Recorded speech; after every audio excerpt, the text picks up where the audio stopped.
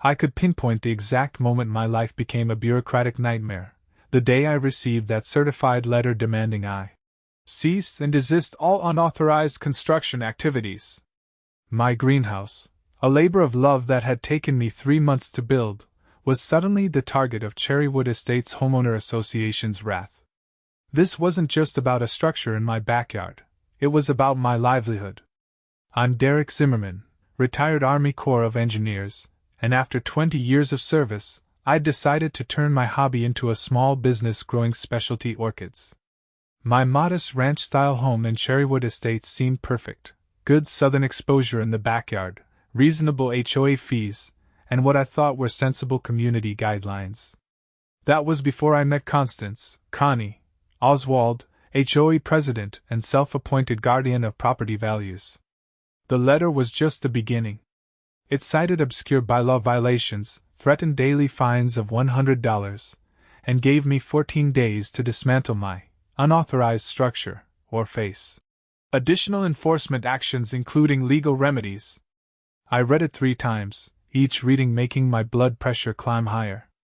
My greenhouse was on my property, behind my fence, barely visible from the street. What possible justification could there be? I called the number on the letterhead the next morning. The receptionist put me straight through to Connie. "Mr. Zimmerman," she said, her voice dripping with artificial sweetness. "I was expecting your call. Ms. Oswald, there must be some mistake. My greenhouse doesn't violate any bylaws. I reviewed all the architectural guidelines before building it." "Well," she said, drawing out the word like she was savoring it, "the board has determined otherwise. Section 8, paragraph 12 clearly states that all permanent structures require board approval. You didn't submit plans, Mr. Zimmerman."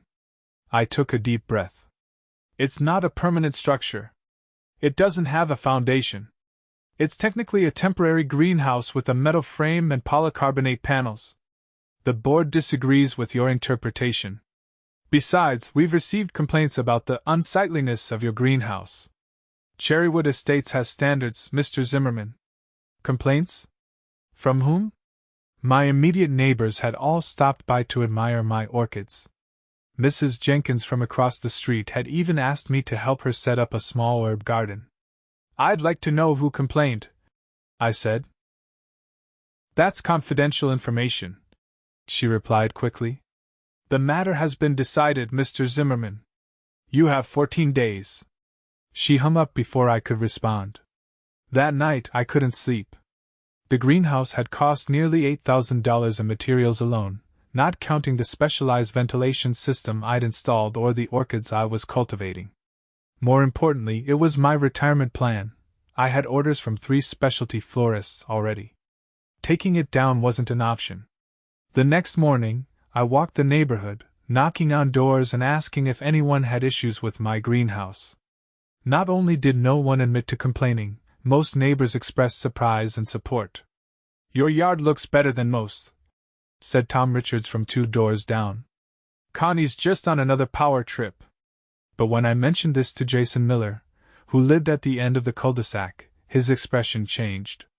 "Be careful with Connie," he warned, lowering his voice despite us standing on his porch. "Last year, she went after the Patels for their fence height, claimed it was 6 inches too tall.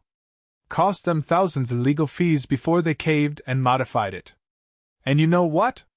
After they remeasured, it turned out the fence was exactly the height allowed all along." "That's ridiculous," I said. "Why doesn't anyone stand up to her?" Jason shrugged. "People try. But she's been president for 5 years running. The board always backs her, and fighting costs money that most people don't want to spend." I thanked him and turned to leave when he called after me. "There's something else you should know. Connie's son-in-law just started a landscaping business. Been pushing people to hire him for HOA-approved modifications." I stopped cold. "You think there's a connection?" Jason just raised his eyebrows. "I'm just saying, timing is interesting. Good luck, Derek." That night, I spread the HOA bylaws across my kitchen table, highlighting every mention of structures, construction, and approval processes. Jason was right. The section Connie cited was ambiguous at best. The bylaws defined permanent structures as having foundations or being attached to the home. My greenhouse had neither. I drafted a formal letter citing the relevant sections and requesting the specific complaints. I delivered it to the HOA office the next morning, but the receptionist, a nervous young woman named Melissa, informed me that Connie was out for the day. "I'll make sure she gets it," Melissa promised, but something in her expression made me uneasy. 3 days later, with no response, I received another letter. This one informed me that the board had voted unanimously to issue a final notice of violation, and that failure to comply would result in immediate legal action and potential forced removal of the structure. It also included a new claim that my greenhouse was affecting drainage in the neighborhood and causing potential environmental hazards. This was absurd. The greenhouse sat on a gravel bed specifically designed to improve drainage. If anything, it was better for water management than the plain grass it replaced. I decided a different approach was needed. I printed out the relevant county building codes, gathered photos of my construction process, and made an appointment with a lawyer who specialized in property disputes. "They don't have a case," said Ellen Ramirez after reviewing my documents. "Your greenhouse doesn't violate county codes, and their own bylaws are contradictory on this issue. But fighting this could cost more than the greenhouse itself. So I should just give in?" I asked, frustration evident in my voice. Ellen leaned forward. "I didn't say that. What if we request all HOA financial records and meeting minutes for the past year?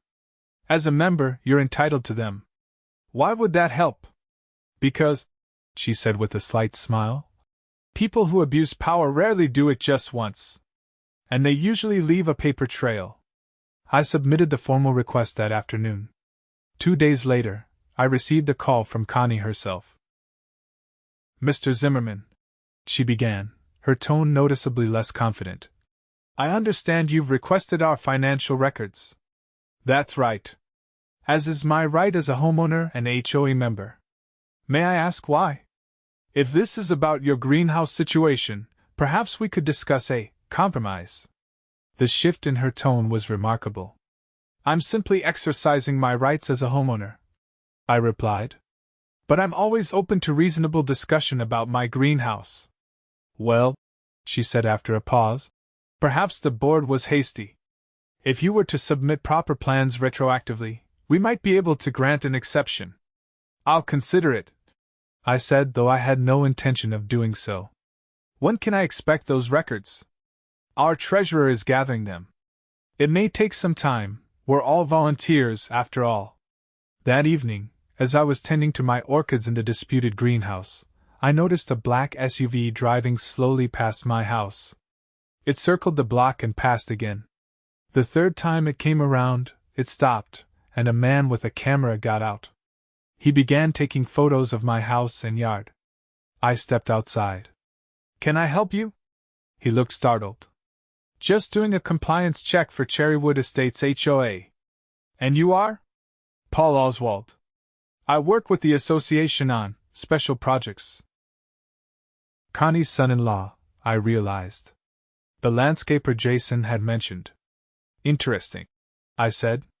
"Does the HOA typically conduct compliance checks after business hours? With unmarked vehicles?" Paul seemed flustered. We received additional complaints about your property." "Really? What kind of complaints?" "I'm not at liberty to discuss that." "You'll receive official notification." He hurried back to his SUV and drove away. The next day, I installed security cameras covering my yard and greenhouse. If they were building a case against me, I wanted evidence of my own. A week passed with no further communication. The deadline in their final notice came and went. I began to hope they'd back down, but Ellen warned me it might be a tactic to catch me off guard. She was right. 10 days after my request for financial records, which still hadn't been fulfilled, I returned home from grocery shopping to find a notice taped to my front door. It stated that the HOA had filed for an injunction against me and that representatives would be entering my property the following Monday to assess the structure for removal. I immediately called Ellen. They can't just enter my property without permission, can they? Absolutely not, she confirmed. That would be trespassing. The injunction hasn't even been granted, they're just trying to intimidate you. The weekend passed tensely. I made sure my security cameras were functioning and posted "No trespassing" signs along my property line. Monday morning, I took a personal day from my part-time job at the local garden center and waited. At precisely 9 a.m., a small procession arrived, Connie in a crisp pantsuit, Paul with his camera, and two men I didn't recognize carrying clipboards. They marched up to my front door with the confidence of people used to getting their way. I met them on the porch. "Good morning," I said pleasantly. "How can I help you?" Connie thrust a document toward me. "This is an official notice of inspection pursuant to our legal action. We're here to evaluate the unauthorized structure for removal." I glanced at the paper but didn't take it. "I don't see a court order here, Ms. Oswald. Just your letterhead. You don't have legal authority to enter my property." One of the men stepped forward. "I'm Curtis Bishop with Bishop Demolition. We've been contracted to provide an estimate for removal." "That's premature, don't you think?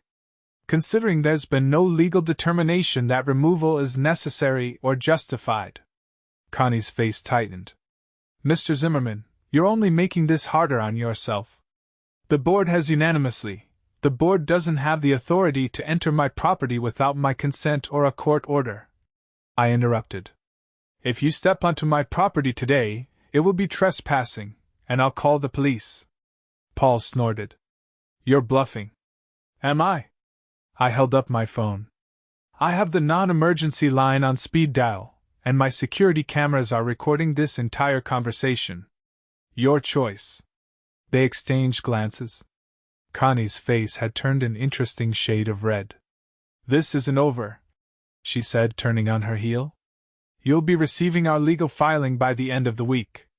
As they retreated, I noticed Mrs. Jenkins and another neighbor watching from across the street. Mrs. Jenkins gave me a subtle thumbs up.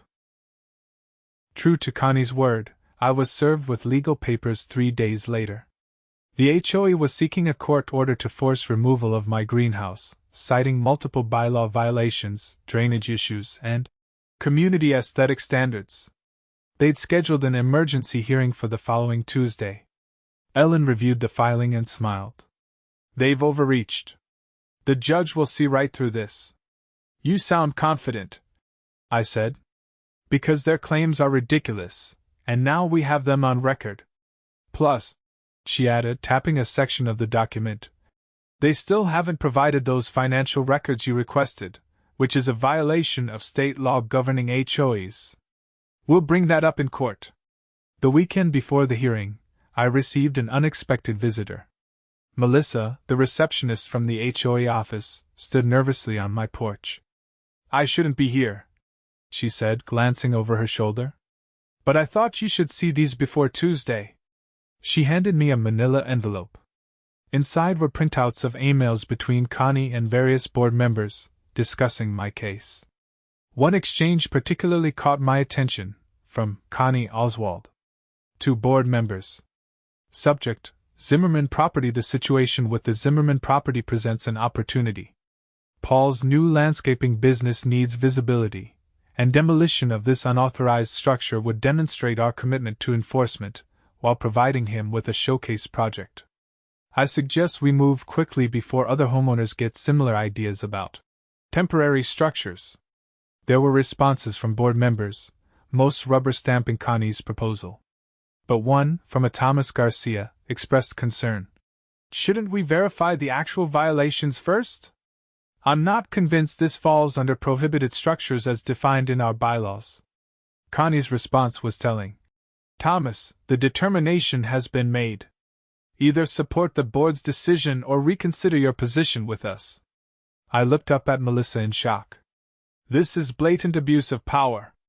And possibly illegal." She nodded. "There's more. Connie has been steering HOA maintenance contracts to Paul's company at inflated prices.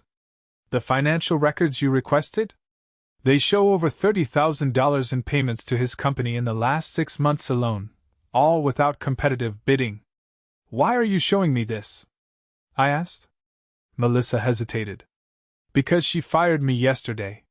Said I was not a team player. But really it's because I questioned the financial reports I was asked to prepare. She straightened her shoulders. I'll testify if you need me to. The hearing on Tuesday was scheduled for 2 p.m.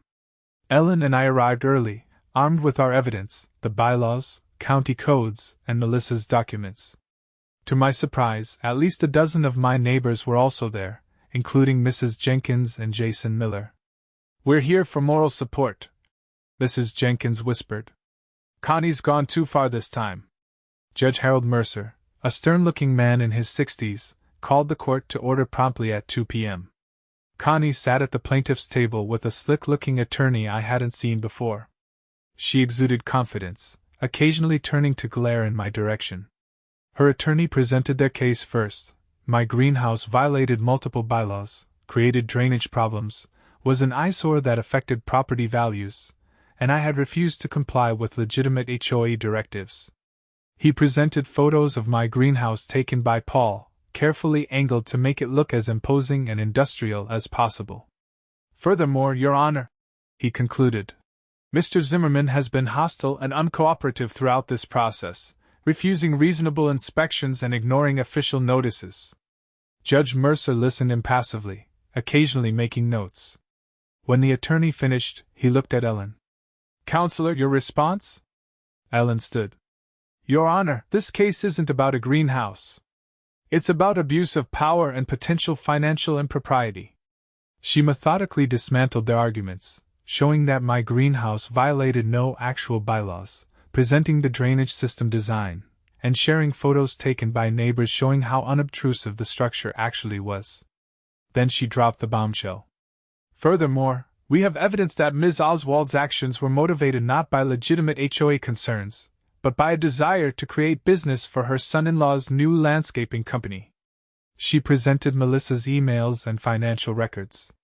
The HOA has also failed to comply with state law requiring disclosure of financial records upon member request, likely because those records would reveal Ms. Oswald has been directing HOA contracts to her son-in-law at inflated prices, without competitive bidding. Connie's face drained of color. Her attorney leaned over, whispering frantically.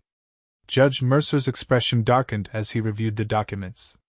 Ms. Oswald, the judge said finally, would you care to respond to these allegations? Connie stood, smoothing her jacket.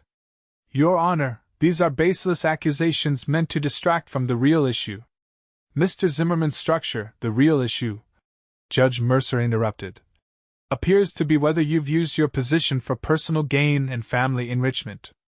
He adjusted his glasses, reviewing the emails again. These communications suggest a troubling pattern of behavior. Connie's attorney tried to object, claiming the emails were obtained improperly, but the judge waved him off. I'm more concerned with their content than their provenance at this moment. He turned to me. Mr. Zimmerman, how long have you lived in Cherrywood Estates? 3 years, Your Honor. And have you had issues with the HOA before this greenhouse situation? No, sir. I've always followed the bylaws as I understood them. Judge Mercer nodded, then addressed the courtroom. I've heard enough. This case is dismissed with prejudice. He looked directly at Connie. The HOA's claims regarding Mr. Zimmerman's greenhouse are without merit, and I find their actions in this matter capricious and potentially motivated by improper financial interests. The courtroom erupted in murmurs. Judge Mercer wasn't finished. Furthermore, I'm referring this matter to the District Attorney's Office for investigation into possible fraud and misappropriation of HOA funds. Ms. Oswald, I strongly suggest you retain separate counsel for that matter. The look on Connie's face was priceless: shock, indignation, and then fear as the implications sank in. Her attorney was already packing his briefcase, looking like he wanted to be anywhere else. As we filed out of the courtroom, my neighbors surrounded me with congratulations.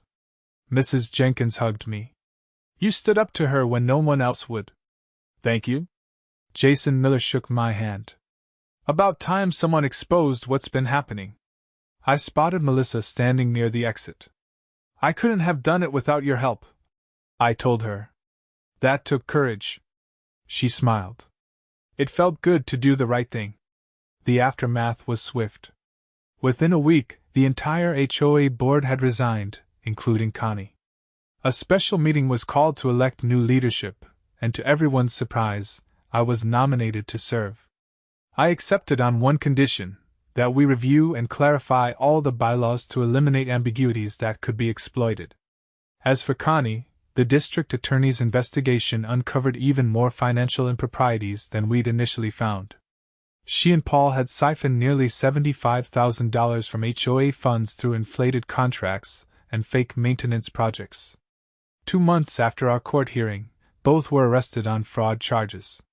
My greenhouse still stands in my backyard, thriving with exotic orchids that have become my successful small business. Each morning when I step inside its warm, humid air, I'm reminded that sometimes standing your ground against bullies is worth every tense moment. The new HOA board, with Jason Miller as president and Mrs. Jenkins as treasurer, has already revised the architectural guidelines to explicitly allow greenhouses and other eco-friendly structures. We've implemented transparent financial practices and competitive bidding for all contracts. Occasionally, new residents ask about the greenhouse case. That changed Cherrywood Estates. I just smile and invite them over to see my orchids. After all, good neighbors share more than just property lines. They share a commitment to fairness and community. And if they stay long enough, I might tell them about the day a judge laughed at Connie Oswald's claims, right before he referred her to the district attorney. That part of the story never gets old.